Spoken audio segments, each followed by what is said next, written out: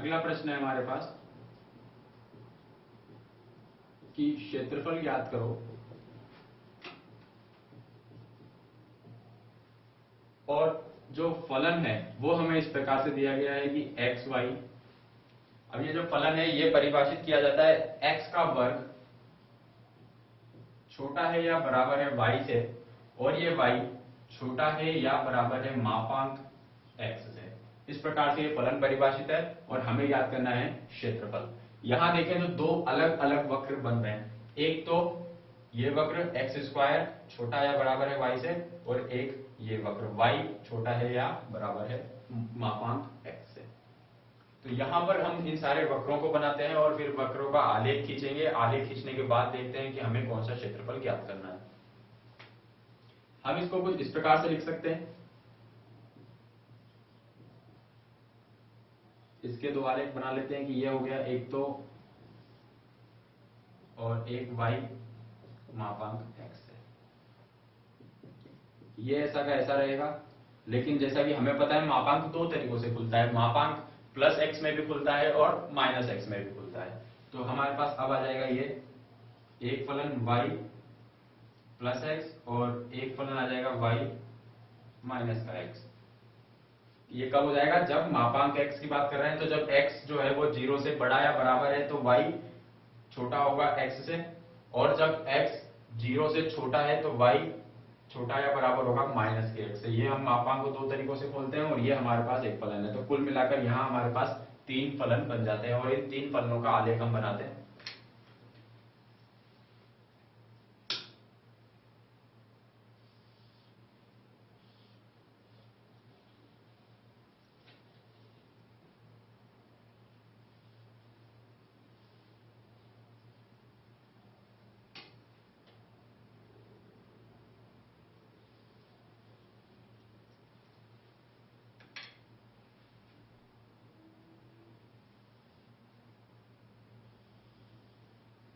ये हमारे पास बना एक्स स्क्वायर छोटा है या बराबर है y से, तो ये इसको हम मान लेते हैं एक्स स्क्वायर बराबर y।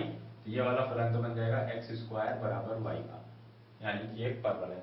इसके बाद हमारे पास ये रेखा मान लेते हैं इसको y बराबर x की रेखा, और ये बराबर मान लेते हैं y बराबर माइनस के x की रेखा। तो y बराबर x की जो रेखा बनाएंगे वो तो कुछ इस प्रकार से बनेगी,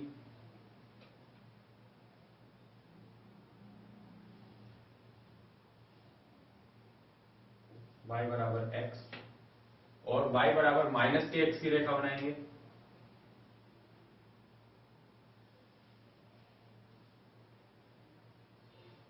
या रही है y बराबर माइनस के x की रेखा। अब इन सबसे बंद जो क्षेत्रफल है वो हमें ज्ञात करना है। इन सबसे बंद क्षेत्रफल हमारे पास है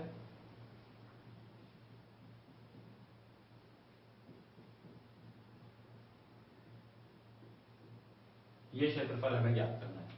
अब हम ये देख रहे हैं कि परवलय वही है, इधर y बराबर x है और इधर y बराबर माइनस का x है, लेकिन जब क्षेत्रफल की बात आती है तो धनात्मक और ऋणात्मक चिन्ह को हम नहीं देते हैं, क्योंकि क्षेत्रफल हमेशा धनात्मक ही रहता है। इस हिसाब से अगर इस चित्र को देखें तो ये दोनों तरफ सममित रूप से है। सममित अर्थात इधर का क्षेत्रफल और इधर का क्षेत्रफल दोनों क्षेत्रफल बराबर होंगे। इसके लिए हम क्या करते हैं कि अभी इसको छोड़ देते हैं, केवल इस भाग का क्षेत्रफल ज्ञात करते हैं। इस भाग का क्षेत्रफल ज्ञात करके अगर इसका दुगुना कर देंगे तो ये वाला भाग और ये वाला भाग दोनों का क्षेत्रफल हमारे पास मिलाकर आ जाएगा। तो हम ज्ञात करेंगे केवल इस भाग का क्षेत्रफल। इस भाग का क्षेत्रफल ज्ञात करने के लिए क्या करना होगा? इस रेखा और एक्स अक्ष इनके बीच में जो क्षेत्रफल है वो ज्ञात करेंगे। इसके बाद ये जो हमारे पास वक्र बन रहा है ये वक्र और इस एक्स अक्ष के बीच में जो क्षेत्रफल है वो ज्ञात करेंगे। फिर इस बड़े क्षेत्रफल में से ये क्षेत्रफल घटा देंगे तो फिर ये जो क्षेत्रफल है हमारे पास बचेगा।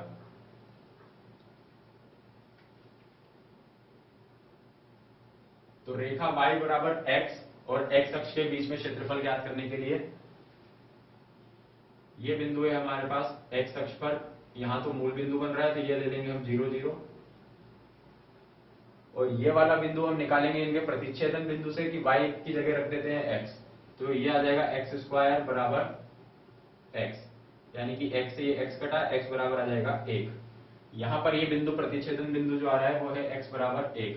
तो ये हो जाएगा 1 और 0, और यहां पर ये हो जाएगा माइनस का 1 और